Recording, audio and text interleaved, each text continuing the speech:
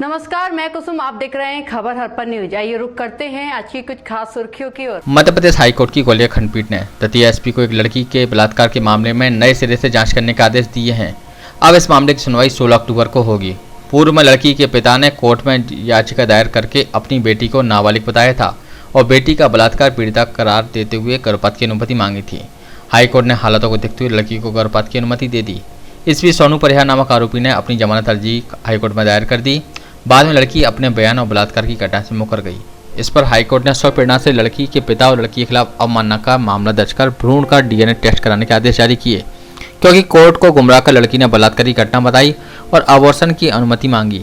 इस मामले में 3 लोगों को आरोपी बनाया गया था, जिसमें सोनू परिहार नामक युवक भी शामिल है।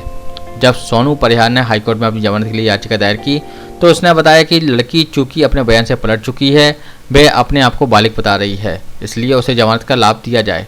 लेकिन लड़की के गर्भ में मिले भ्रूण के डीएनए जांच के लिए कोर्ट के निर्देश पर हैदराबाद भेजे गए थे। सोनू परिहार सहित 2 लोगों भी अन्य शामिल थे, लेकिन किसी भी आरोपी से लड़की के पेट में मिले भ्रूण से जैविक पिता होने की पुष्टि नहीं हुई। इससे इस मामले में नया मोड़ आ गया है। कोर्ट ने पूरी कार्रवाई को स्टे देते हुए तृतीय एसपी को इसकी जांच करके 16 अक्टूबर तक अपनी रिपोर्ट हाईकोर्ट में पेश करने के निर्देश दिए हैं। तृतीय एसपी को पता लगाना होगा कि जिन लोगों के खिलाफ बलात्कार के आरोप लगाए गए थे, जब वो लोग इसमें शामिल नहीं हैं तो कोर्ट से गर्भपात की अनुमति लेना और खुद को रेप का विक्टिम बताना, इसके पीछे आखिर किसका दिमाग चल रहा था। जब ये एफआईआर लिखी गई तब इसने ये बताया था कि मैं प्रेग्नेंट हूँ, और जो घटना एफआईआर में बताई थी उस घटना से जब कैलकुलेशन कराया गया, जो निकल के आया है, तो वो घटना जो बताई गई उससे बहुत पहले से प्रेग्नेंट थी जी। और इस बात पे बाद में जब डीएनए इसका जब कोर्ट से इसने एक कोर्ट से पिटीशन में एक ऑर्डर हुआ, उसकी बेनिफिट लेते हुए इन्होंने प्रेगनेंसी टर्मिनेट कराई, क्योंकि कोर्ट के ऑर्डर से था। तो कोर्ट ने उसमें उस फीटस का डीएनए कराने के लिए कहा। उस फीटस का डीएनए जब एक्यूज से मिलाया गया तो किसी भी एक्यूज से नहीं मिला। तो प्राइमा फेसी ये समझ में आया कि जो फीटस था, जो बच्चा उसके गर्भ में था, वो किसी भी आरोपी का नहीं था, वो उसमें किसी थर्ड पर्सन का इन्वॉल्वमेंट पाया गया। कोर्ट ने जब सोमोटो कंटेम्प्ट में बाकी सब चीज़ें देखी तो कोर्ट ने ये पाया कि उन्होंने जो पिटीशन टर्मिनेशन ऑफ प्रेगनेंसी के लिए लगाई थी, वो इवन एफआईआर, इन दोनों के जो साइनों को उन्होंने जब उसके एडमिटेड साइन से उनको सिग्नेचर को करवाया गया टेस्ट, तो ये बात आई कि ये ना तो एफआईआर पर ना वो पिटीशन पे उसके फादर के साइन थे विक्टिम के, क्योंकि विक्टिम एक बताया गया उस समय कि वह एक नाबालिग लड़की है।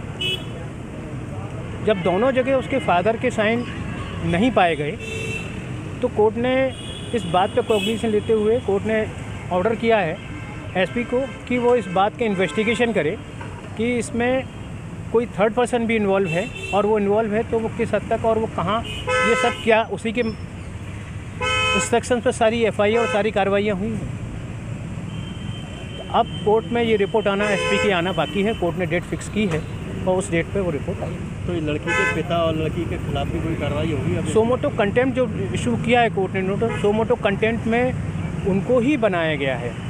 इनिशियली कंटेम्प्ट ड्रा ही उनके खिलाफ किया, क्योंकि आपने हाई कोर्ट में पिटीशन लगवाई। पिटीशन लगवा के आपने ये कहा कि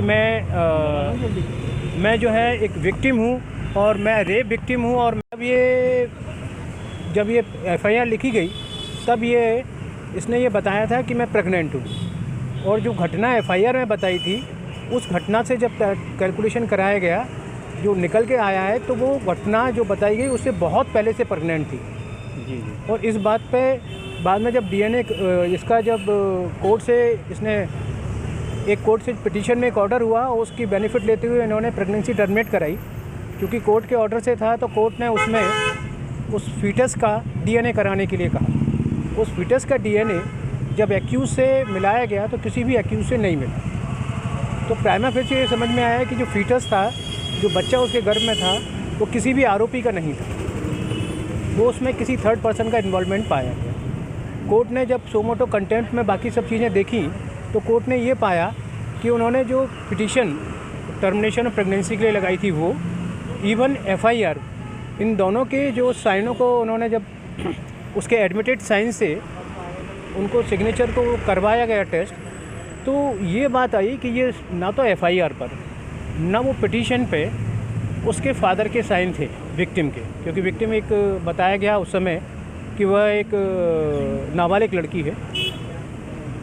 जब दोनों जगह उसके फादर के साइन नहीं पाए गए तो कोर्ट ने इस बात पे कॉग्निशन लेते हुए कोर्ट ने ऑर्डर किया है